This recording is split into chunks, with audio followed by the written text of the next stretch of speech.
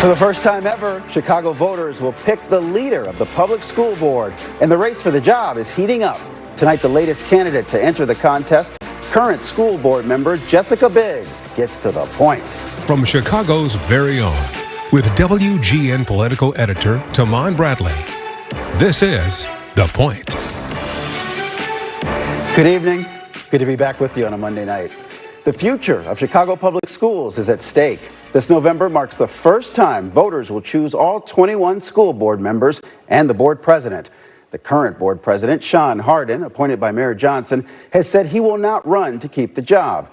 So the race is wide open, with a candidate announcing today. Former CPS principal and current school board member Jessica Biggs is the latest person to kick off a campaign for president.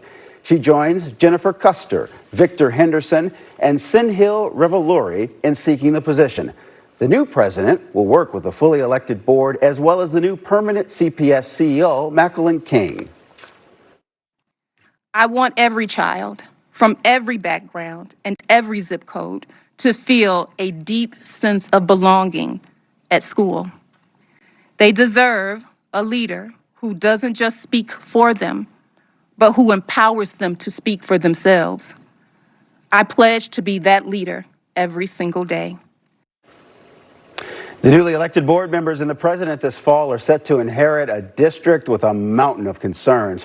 From closing a budget deficit in the neighborhood of $500 million to managing a decline in enrollment and figuring out how to get more students to attend class more often. And Jessica Biggs joins us tonight to discuss the district and her campaign. Jessica, welcome to The Point.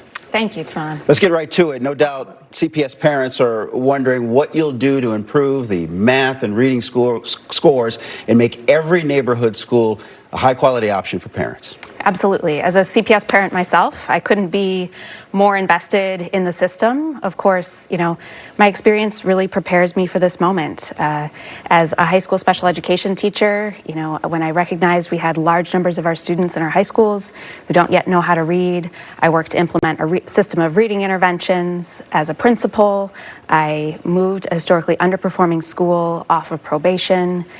On the board today, I have played a lead role. I led the board in identifying our next superintendent.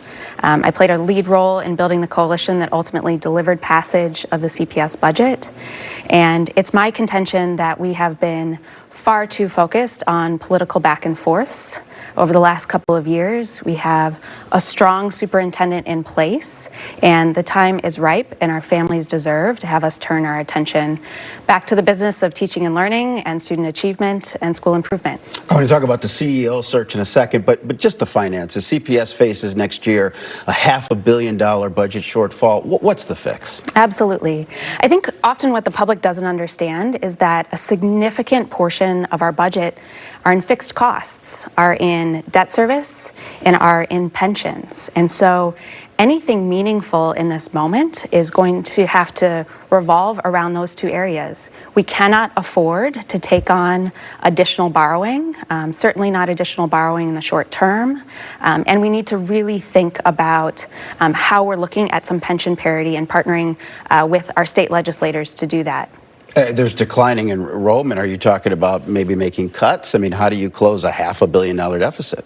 Yeah, so as our CEO has shared, everything is on the table in this moment. We were able to pass a budget this past year that kept cuts away from our classrooms. Of course, we intend to protect our schools as much as possible as we move forward.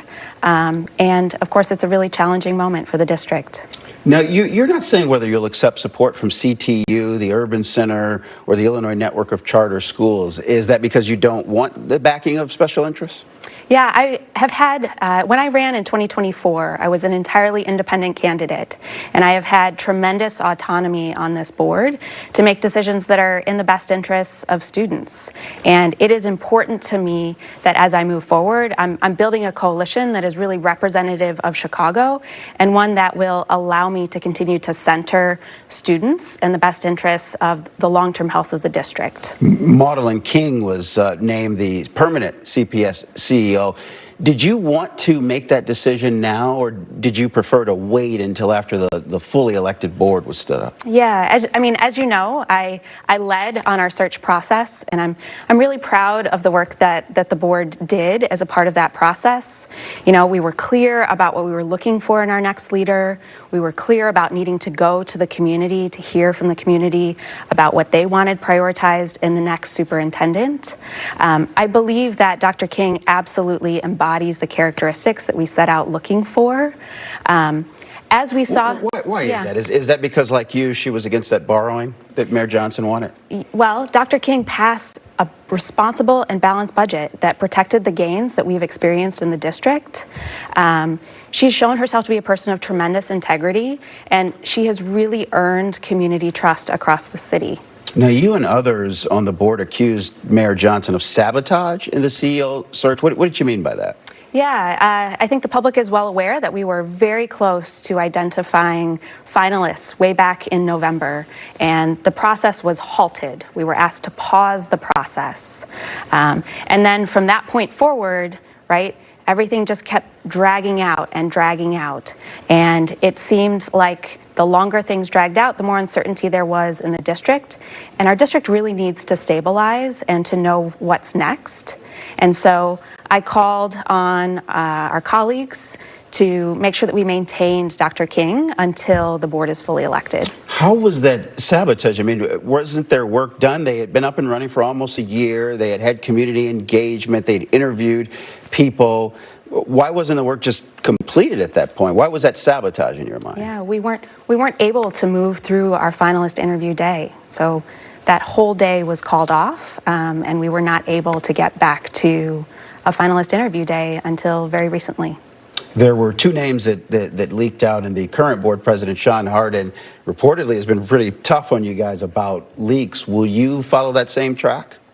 Absolutely not. I believe that transparency is really in the public interest, and that we need as much transparency around decisions as possible.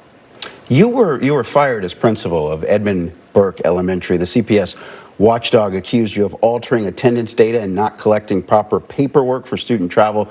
Those are serious accusations. Yeah. You know, what happened to me was unjust, and I have always contended that, which is why I have fought so hard against it for many years. I think it's important to remember that, you know, what happened was really politically motivated. It came right after a time when I was speaking out against conditions in the school that were harmful to students, policies that were harmful to students. And, you know, I think it's also important for the public to understand that we were working really hard to get our students to school each and every day. This issue has been well litigated in the public. Voters have given me their support, and I'm really happy to report that, you know, none of these things remain an issue for me. So it was your sense that the Emanuel administration, this was retaliation is what you're saying. But so what the IG of CPS said is that you put people down as who were late when they should have been marked as absent because of how late they were. Shouldn't the principal follow the rules?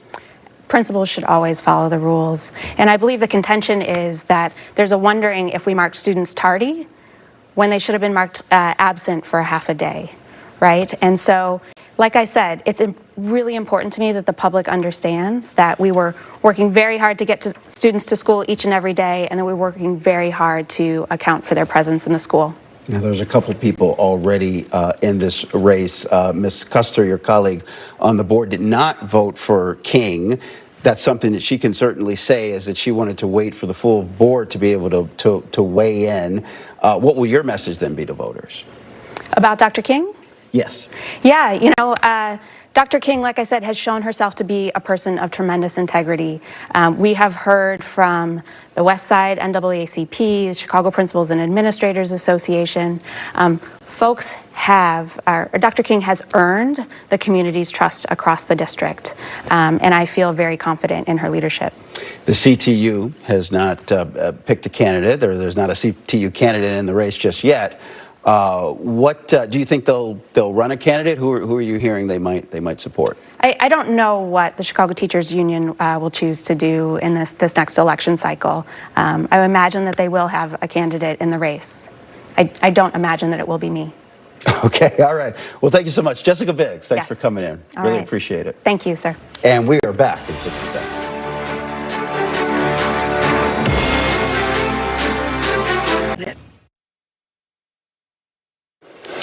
Democrats at the State House are again trying to change how Illinois police execute search warrants. Today, a committee discussed the details of the Anjanette Young Act, named for the victim of a wrongful raid by Chicago police in 2019. Under the proposed bill, police must knock, announce themselves, and wait at least 30 seconds for someone to answer the door. Residential warrants would be needed would be executed between 9 a.m. and 7 p.m., and police would no longer be able to get residential search warrants for drug possession. The bill makes exceptions for some emergencies.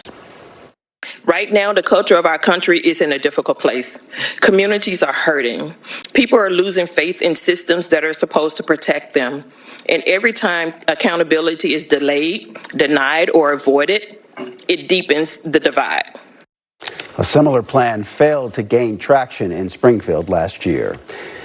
Tonight, we tip our hat to the Obama Presidential Center. Officials say tickets will be available soon. Founding member tickets go on sale starting April 21st. The general public will be able to purchase tickets beginning May 6th. Illinois residents will get free entry on Tuesdays with proof of residency. The center opens to the public June 19th. And that is The Point. I'm Tahman Bradley. Micah's back with more news tonight at 9 o'clock. Don't forget about the forecasters next on WGN+. Good night.